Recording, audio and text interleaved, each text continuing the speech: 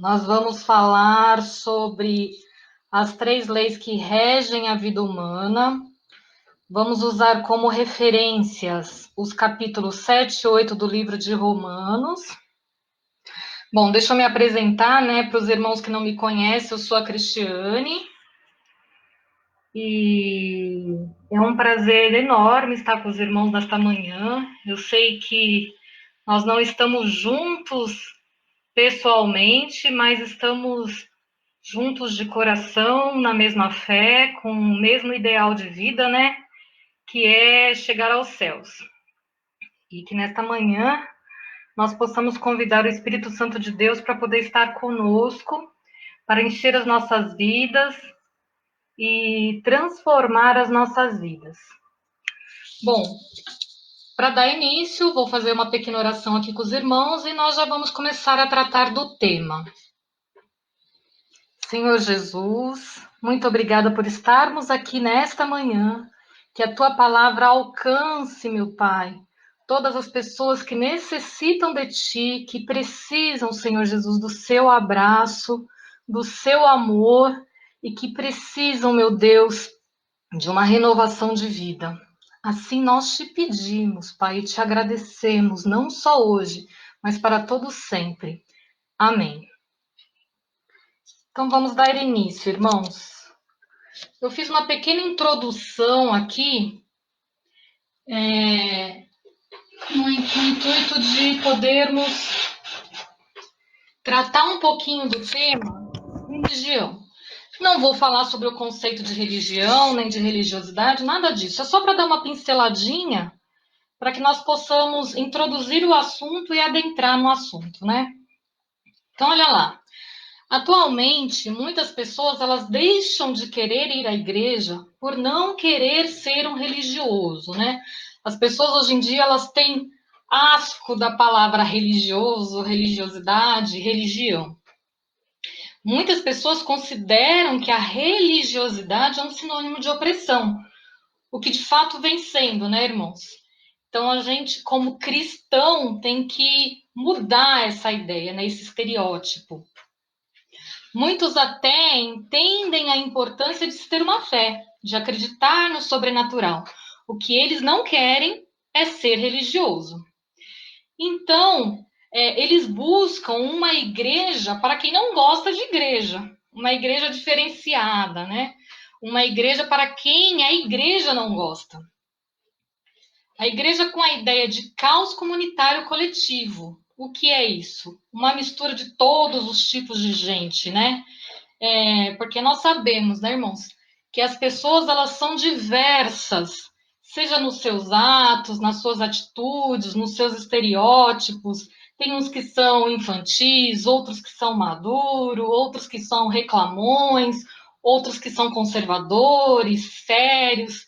Então, é legal essa ideia da igreja abraçar toda essa coletividade, todo esse caos comunitário, toda essa mistura, procurando evitar uma uniformidade, padronização, porque já dizia, um ditado popular aí que onde todos são iguais é no cemitério. Então, nós não queremos fazer de nossas igrejas um cemitério. A igreja ela não deve ser um cemitério, deve ser uma diversidade de experiências e vivências, que é o que a gente ganha de conviver com o diverso, com o diferente, Experiências e vivências. Só que, apesar da igreja abraçar essa diversidade de pessoas, a igreja ela deve ter claro o conceito do que ela deve saber no que crê. Ela deve saber o que deve e deseja ser. Então, a igreja ela deve propor uma experiência espiritual profunda e não uma experiência religiosa, porque é o que a maioria das pessoas querem, Ela não quer ser um religioso, ela não busca mais a religiosidade, mas ela quer uma experiência espiritual profunda. A experiência religiosa, muitas vezes, ela é dominadora, dogmática, litúrgica, engessada, ritualista, cheia de sistemas de controles. A experiência espiritual profunda é fora da religiosidade doentia e adoecedora. Então, vejam, irmãos, é uma experiência completamente diferente. Você buscar a experiência espiritual profunda não é buscar a religião, a religiosidade. E como ter essa experiência espiritual profunda? Aí nós vamos encontrar essas referências para essa experiência, né, nos capítulos 7 e 8 de Romanos. Nesses capítulos, o apóstolo Paulo fala da experiência humana. É importante deixar isso bem claro, porque naquela época ele não sabia da existência da igreja presbiteriana, batista, Assembleia de Deus, ou das religiões diversas que nós temos hoje em dia, né? Islamismo, budismo, espiritismo e tantas outras. Portanto, o apóstolo Paulo não está falando para religiosos, ele está falando para o ser humano. É diferente, ele não fala para um determinado grupo de pessoas, ele fala para o ser humano, de toda a raça e espécie. Paulo fala do significado da revelação que há em Jesus Cristo e de como isso conduz a nossa experiência humana a uma plenitude. Então, ele fala de 3 leis, né? E entendam leis aqui como sinônimo de força, de poder, de impulso, autoridades, potência que nos chamam, que nos convocam, que nos interpelam. Então, a primeira lei que Paulo trata, a gente vai encontrar lá em Romanos 7, 22, 25, 8 e 7, que eu vou ler agora para os irmãos. Eu fiz questão de transcrever todos os versículos para ficar muito fácil para os irmãos acompanharem, para poder conseguirem acompanhar o meu raciocínio e não ter qualquer dificuldade de entendimento. Então, olha lá. Pois no íntimo do meu ser tenho prazer na lei de Deus. Graças a Deus por Jesus Cristo, nosso Senhor, de modo que, com a mente, eu próprio sou escravo da lei de Deus, mas com a carne da lei do pecado. A mentalidade da carne é inimiga de Deus, porque não se submete à lei de Deus, nem pode fazê-lo. Então, aqui nesses versículos, ele encontra uma lei e ele trata e fala dessa lei, que é a lei de Deus. E ele adjetiva e qualifica essa lei como santa, justa e boa. De fato, a lei é santa e o mandamento é santo, justo e bom. Está lá em Romanos 7,12. Veja que ele, quando ele fala de mandamento, ele também está se referindo à lei. Ele usa mandamento aqui, a palavra mandamento, como sinônimo de lei, né? E essa lei também ela é espiritual. Romanos 7,14. Sabemos que a lei é espiritual. Por que Paulo não consegue viver segundo a lei de Deus? Então, Paulo ele fala primeiro da lei de Deus, né? A lei que para ele é desejável, a lei onde ele tem prazer, a lei que ele quer cumprir. Só que a lei de Deus ela estabelece um padrão. E Paulo quer viver conforme esse padrão. Pois esse padrão, nós já sabemos, ele é bom, ele é justo e ele é espiritual. Mas Paulo diz que não consegue se submeter à lei de Deus. Não consegue se conformar à lei de Deus, ou seja, ele não consegue cumprir a vontade de Deus expressa na sua lei. Ele não consegue viver do jeito que Deus quer que ele viva. E Paulo, ele vai expressar nos versículos próximos, né, que ele não consegue viver conforme a lei de Deus porque tem uma outra lei que o impede. Aí nós vamos tratar agora da segunda lei, que é a lei do pecado. E nós vamos encontrar isso onde? Olha lá, Romanos 7:21. Assim, encontro esta lei que atua em mim. Quando quero fazer o bem, o mal está junto a mim. Pois no íntimo do meu ser tenho prazer na lei de Deus, mas vejo outra lei atuando nos membros do meu corpo, guerreando contra a lei da minha mente, tornando-me prisioneiro da lei do pecado que atua em meus membros. Então, Paulo ele tem prazer, ele quer buscar a lei de Deus, ele quer cumprir a vontade de Deus. Só que tem uma outra lei dentro dele que o impede de fazer isso, que guerreia com a lei de Deus, né? E essa lei torna o prisioneiro da lei do pecado, né? Que é a lei do pecado. E ela atua nos membros, nos nossos membros, né? Nos membros dele, mas trazendo para a nossa realidade nos nossos membros. Então vamos lá, olha, eu pontuei aqui. Tem uma lei de Deus na minha mente, no meu desejo, na minha vontade consciente, na minha lucidez. Essa é a lei de Deus. Mas tem uma outra lei agindo dentro de mim.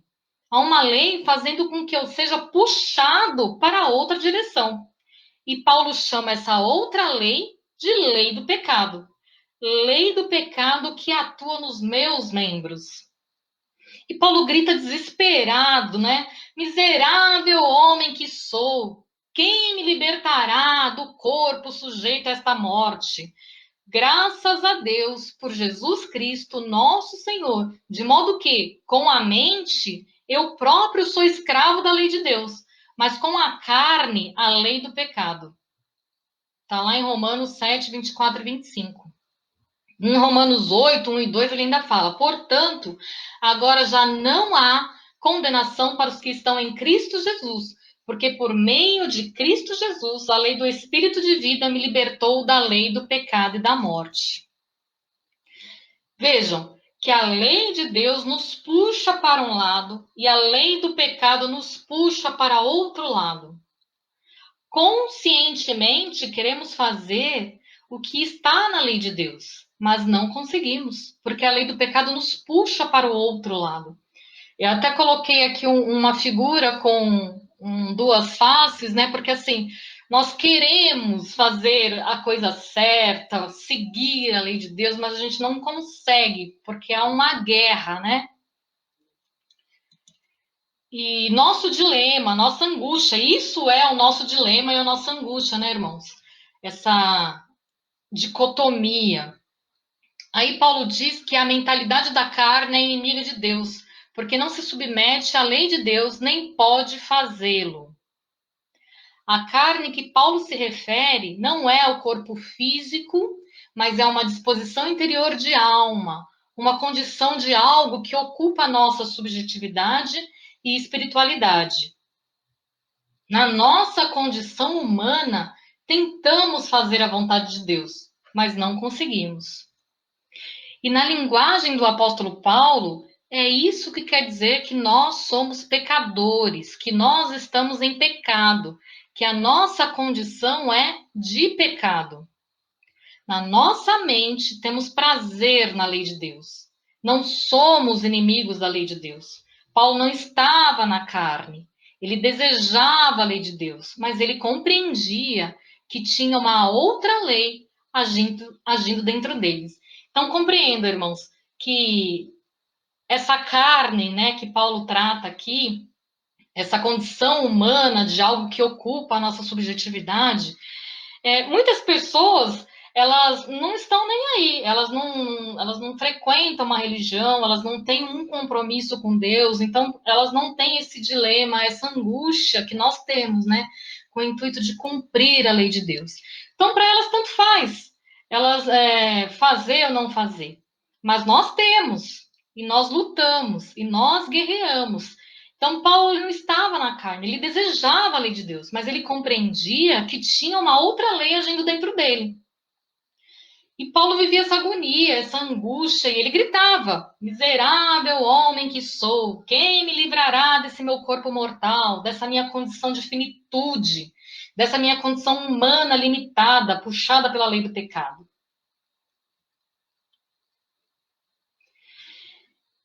E Paulo diz nos versos 17, 18 e 20 do capítulo 7 de Romanos: Neste caso, não sou mais eu quem faz, mas o pecado que habita em mim. Sei que nada de bom habita em mim, isto é, em minha carne, porque tenho o desejo de fazer o que é bom, mas não consigo realizá-lo. Ora, se faço o que não quero, já não sou eu quem o faz, mas o pecado que habita em mim. Então, essa é a lei do pecado que me puxa. Aí, Paulo, ele vai tratar ainda nesses capítulos de uma terceira lei. De uma terceira lei que ele localiza e que talvez possa resgatá-lo, né? Então, vamos lá, em Romanos 8, 1 e 2. Portanto, agora já não há condenação para os que estão em Cristo Jesus. Porque por meio de Cristo Jesus, a lei do Espírito de vida me libertou da lei do pecado e da morte. A lei do Espírito de vida me libertou da lei do pecado e da morte. Romanos 8 e 15.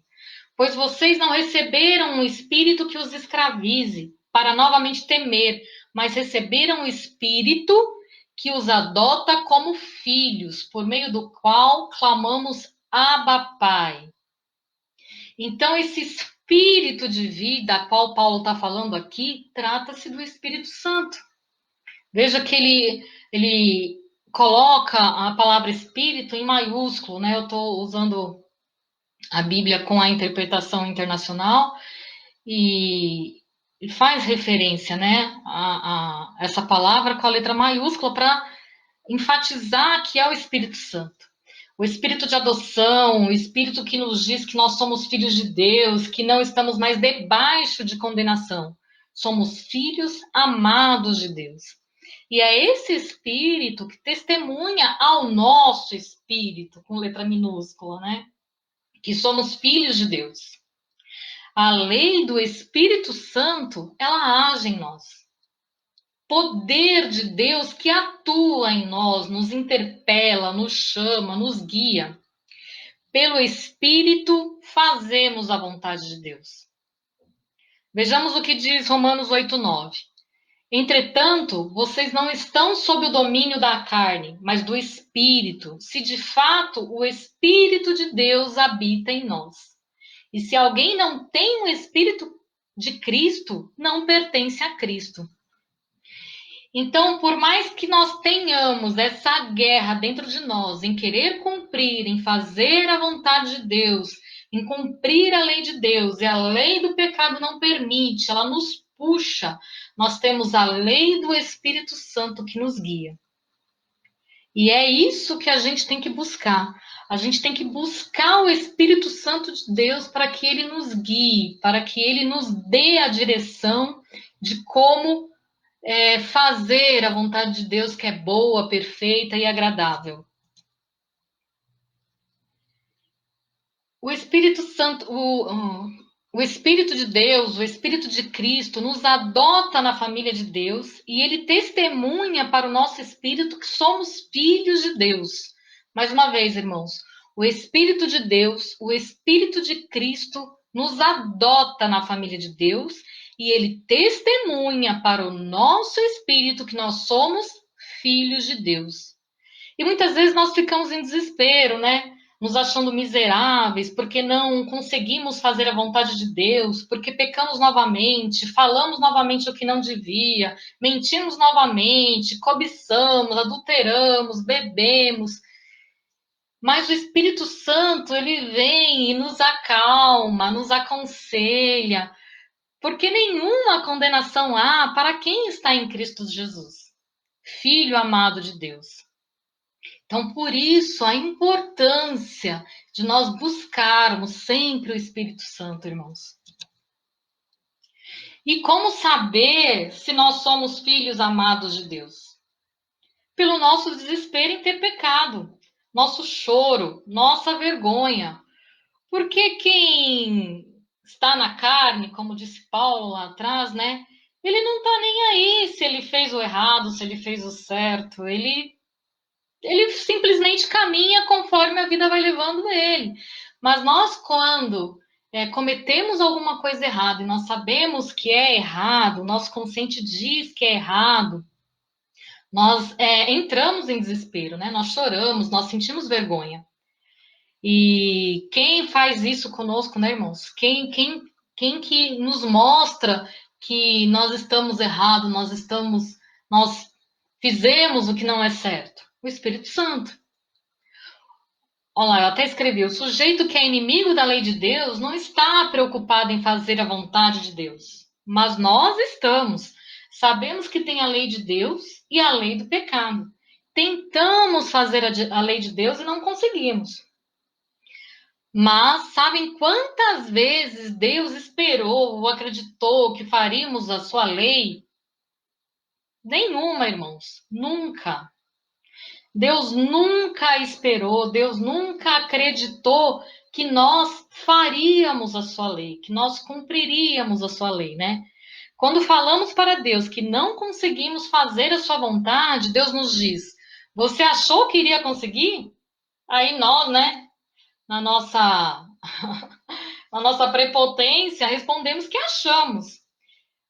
E erramos nesse achismo, né? Aí nos tornamos tolos, bobos, e, de fato, nos colocamos num lugar de não entendimento, porque a gente não consegue.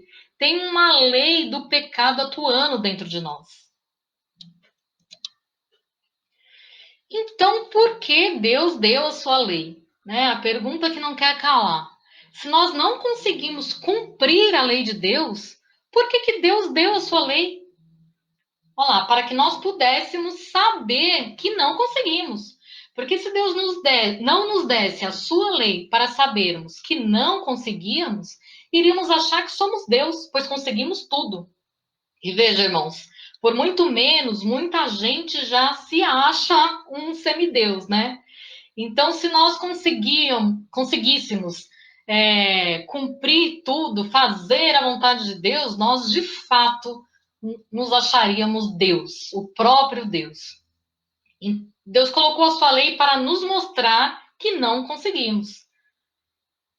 E onde que está isso, irmã Cristiane? Vamos ler lá em Romanos 7,7. Que diremos então? A lei é pecado? De maneira nenhuma. De fato, eu não saberia o que é pecado, a não ser por meio da lei, pois na realidade eu não saberia o que é cobiça se a lei não dissesse: não cobiçarás. Então nós só sabemos da existência do que é errado ou certo através dessas leis. Contudo, essa lei de Deus que nós almejamos cumprir, que nós queremos fazer, que Paulo, né, queria a todo custo cumprir, porque para ele era bom, era justo, ele não conseguia, porque tem uma outra lei dentro de nós, tinha uma outra lei dentro dele que puxava ele para o outro lado. Então aqui nós vamos falar o seguinte, olha.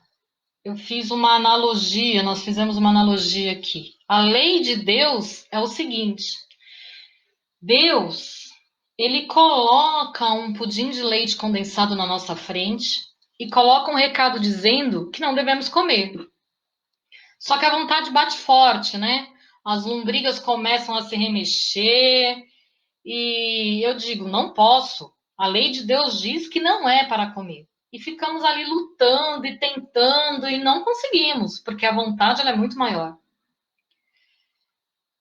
Mas tem um detalhe, né? Eu vi o pudim na segunda-feira à noite. Fiquei lutando com esse pudim. Não comi. Dormi, acordei, fui trabalhar.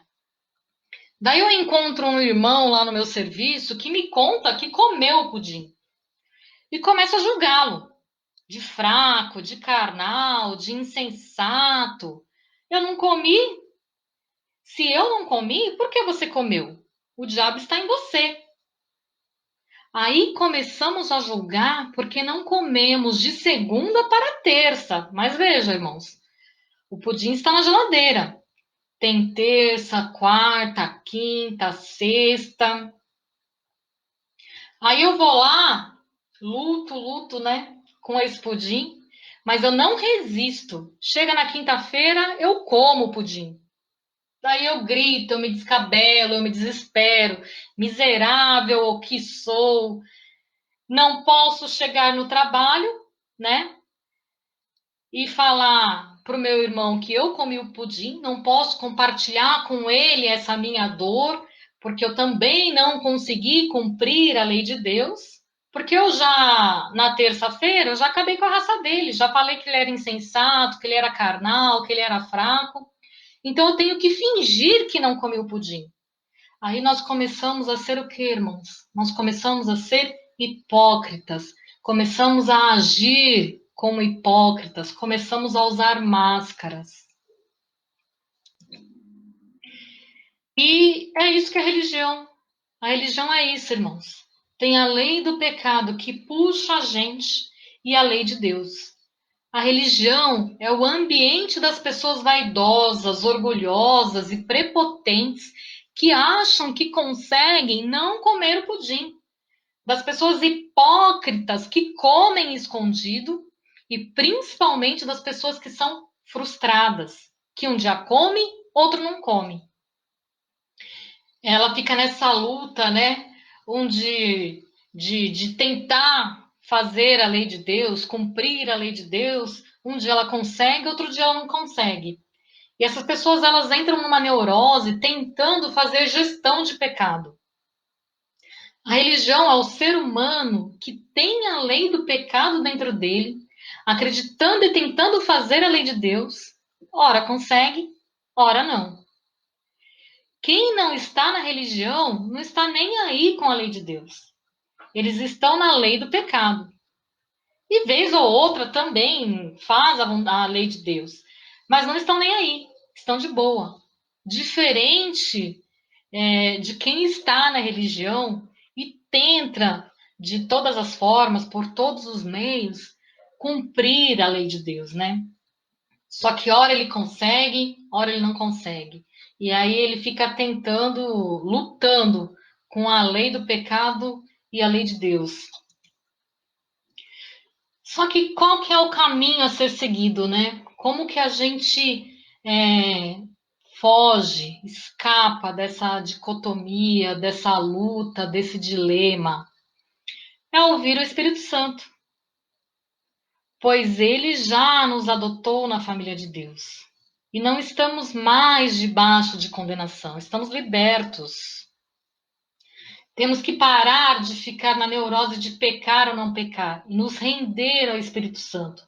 Pois sem o sopro do Espírito Santo não vamos conseguir viver do jeito que Deus quer que vivamos. Então, irmãos, é buscar o Espírito Santo de Deus, é pedir, é querer, é implorar que o Espírito Santo de Deus nos guie, nos direcione, nos ajude a vencer as nossas limitações. Porque sozinhos nós não conseguimos.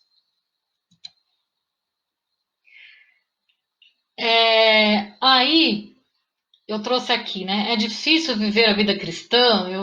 Um teólogo, né, certa vez foi perguntado se ele considerava ser difícil, né, viver a vida cristã. E ele respondeu: não, não é difícil, é impossível.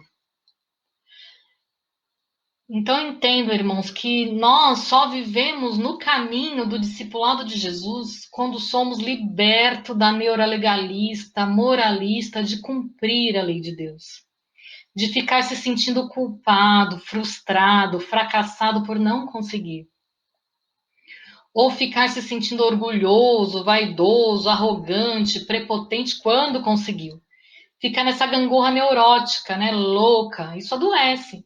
Nos faz julgar os outros, nos torna hipócritas. Nos faz ficar com um sentimento de autocomiseração, chorando o tempo todo, né? O Espírito Santo nos lembra que somos filhos amados de Deus e ele está disposto a nos ajudar a ter uma vida mais leve, nos levando para a lei de Deus, aonde queremos ir, porque ela é boa, justa e espiritual. Então entendam, irmãos, que nós precisamos da lei do Espírito Santo, nós precisamos do Espírito Santo para que ele nos guie, para que ele nos direcione, para que nós possamos ter uma vida mais leve, uma vida livre, né? Desta neura de cumprir, de ser mais santo ou menos santo, de um dia cumprir, outro não cumprir, de nos tornarmos vaidosos e arrogantes, ou frustrado e fracassado. Vamos ler lá em Romanos 8, de 10 a 15. Mas se Cristo está em vocês, o corpo está morto por causa do pecado, mas o espírito está vivo por causa da justiça. E se o espírito daquele que ressuscitou Jesus dentre os mortos habita em vocês, aquele que ressuscitou a Cristo dentre os mortos também dará vida aos seus corpos mortais, por meio do seu espírito que habita em vocês. Portanto, irmãos, estamos em dívida, não para com a carne, para vivermos sujeito a ela. Pois se vocês viverem de acordo com a carne, morrerão. Mas se pelo Espírito fizerem morrer os atos do corpo, viverão. Porque todos os que são guiados pelo Espírito de Deus são filhos de Deus. Por isso, vocês não receberam um espírito que os escravize, mas que liberta. Então, o Espírito Santo de Deus, ele nos trouxe essa liberdade, irmãos. Você não é mais escravo do pecado. Você não precisa mais viver nesse dilema. Basta que você se entregue, que você clame, que você entre no seu quarto e peça para que o Espírito Santo de Deus te direcione, te guie. Qual a receita? Deixar o Espírito Santo agir em nossas vidas, ajoelharmos em nossos quartos e pedir que o Espírito Santo venha em nossa vida, pois não vamos conseguir perdoar se o Espírito Santo não estiver em nós, por mais que queiramos. Eu ouço, irmãos, muitas pessoas dizendo que às vezes ela quer perdoar, porque tem coisas que cometem contra nós, né? Que é difícil mesmo, né? É difícil de perdoar. E sozinho nós não vamos conseguir mesmo. Nós vamos ficar remoendo aquele feito, dia e noite e dia, dias, anos. E não conseguimos perdoar aquilo que o outro fez conosco. Mas se nós pedirmos, se nós clamarmos ao Espírito Santo, ele vai nos dar condições de perdoar. O que falta em nós é nós termos essa clareza de que sem o Espírito Santo de Deus nós não somos nada. De que se nós não pedirmos que ele nos direcione, que ele nos guie, sozinhos nós não vamos conseguir, porque tem duas leis lutando aqui dentro da gente: a lei de Deus e a lei do pecado. Eu quero fazer a lei de Deus, mas a lei do pecado me puxa, ela não deixa, ela muitas vezes fala mais alto. E nós, fracos, né? Homens, sujeitos às tentações, muitas vezes não conseguimos. E não conseguimos porque nós não nos rendemos ao Espírito Santo de Deus. Então, se o Espírito Santo não nos constrange, não nos quebranta, não conseguimos. Precisamos ter fé que o Espírito Santo é um poder que age em nós. Ele não é só uma voz que diz o que devemos ou não fazer. Ele é um poder que age em nós para fazer o que precisamos ou queremos fazer. Então, irmãos, não entenda, não limite o Espírito Santo a só uma voz. Olha, eu escutei, né? Ele não é só uma voz que nos diz alguma coisa, não. O Espírito Santo ele é muito mais. Ele é um poder que age em nós, que exala pelos nossos poros, pelos nossos membros, pelo nosso corpo. E é ele que nos faz seguir adiante. O ambiente religioso é um ambiente de obrigações. O ambiente espiritual é um ambiente de desejos. Então, olha lá, se você não deseja fazer a vontade de Deus, não adianta ninguém mandar você fazer. Não adianta o pastor ir lá e falar assim: olha, faça assim, porque você não vai fazer. Não adianta a igreja mandar você fazer. Não adianta nem Deus mandar você fazer. Se você não deseja fazer, você não vai fazer. Agora, se você quer fazer a vontade de Deus, saia do ambiente neurótico das obrigações, das cobranças, do legalismo, moralismo e entre num ambiente de acolhimento, de vulnerabilidades confessadas, de parceria, de ajuda, onde ninguém julga ninguém quando o outro come o pudim. Então, irmãos, a gente temos que nos entregar, né? Temos que confessar os nossos pecados. Temos que nos sentir acolhidos pelo Espírito Santo de Deus. Não são as obrigações, as cobranças, o legalismo que vai nos direcionar a Deus. Não é isso. São as nossas fraquezas e o nosso reconhecimento dessas fraquezas e o pedido de ajuda, né, de nós para o Espírito Santo de Deus e a vontade de nos deitarmos, de sermos acolhidos por Ele. O que precisamos? Nós precisamos, irmãos, de amizades espirituais, de intercessão. Nós não precisamos de ninguém que fique nos apontando o dedo, nos jogando na cara, o jeito que somos ou deixamos de ser. De diversas formas, né, irmãos? As pessoas elas gostam de apontar o nosso penteado, o nosso jeito de nos vestir, se estamos gordos, se estamos magros, se estamos comendo muito, se estamos comendo pouco. A gente não precisa disso. Nós precisamos de amizades espirituais verdadeiras. Precisamos de alguém que se comprometa a interceder por nós. E ao mesmo tempo que nós precisamos, nós devemos ser também. Nós devemos ser amigos espirituais verdadeiros, nós devemos ser intercessores, né? Nós devemos acolher. Com isso, nós não devemos ficar escandalizados com a confissão, mas solidários, né? Muitas vezes a pessoa, ela confia em nós para poder falar um problema seríssimo ou algo sério que ela fez, que ela não queria fazer, que ela lutou para não fazer, mas ela foi lá e fez. Por que ela fez? Porque ela tem uma lei do pecado dentro dela que luta com ela diariamente. E ela está sujeita a errar, a pecar? Sim, todos nós estamos. Então, você ficar escandalizado com a confissão do irmão não vai ajudar a resgatá-lo, não vai ajudar a fazer voltá-lo ao primeiro amor, né? Fazer ele se abrir novamente para o mundo. Se nós apontarmos o dedo, isso vai fazer com que o irmão ele se afunde mais, cada vez mais no buraco. Mas nós devemos ser solidários, nós devemos entender, né? Nós já entendemos, estamos aprendendo hoje, né? Que há essa guerra, esse dilema dentro de nós. E que nós temos que clamar para que o Espírito Santo nos guie e nos ajude a cumprir a lei de Deus, né? Não ser obrigação fazer a vontade de Deus, mas desejo, querer. Então, irmãos, você fazer a vontade de Deus, ela não pode ser mera obrigação. Porque leis, né, como diz um dito popular aí, regras, elas foram feitas, entre aspas, aqui, viu, irmãos, para serem quebradas, né? Então, toda vez que eu tenho uma obrigação, eu tenho obrigação de acordar às 6 horas da manhã.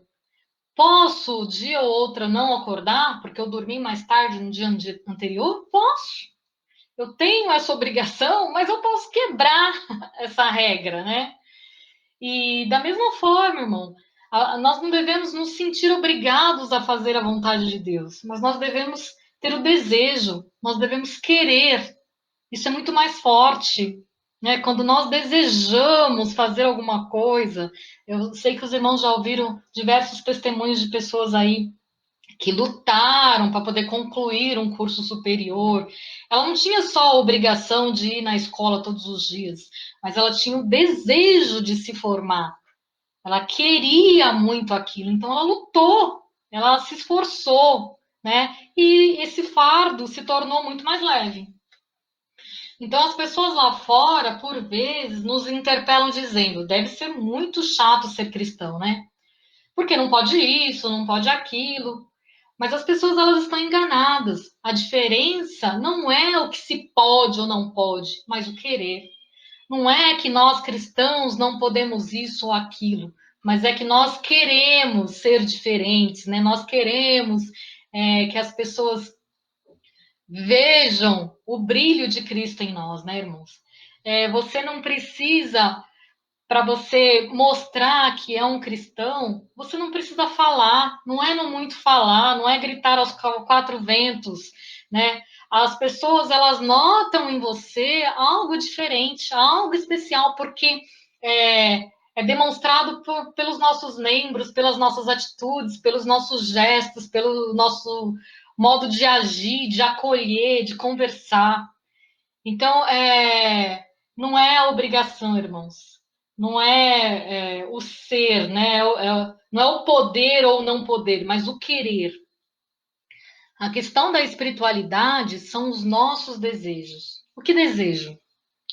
Se o Espírito de Deus sopra na minha vida, se sou vulnerável ao Espírito Santo, vou ter prazer na lei de Deus.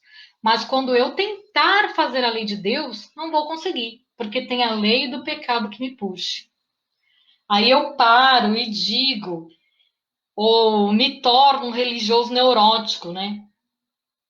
Aí, né, a gente analisa aqui, né? Paro e digo, me torno um religioso neurótico ou parto para uma experiência espiritual profunda. Aqui você tem duas escolhas, né?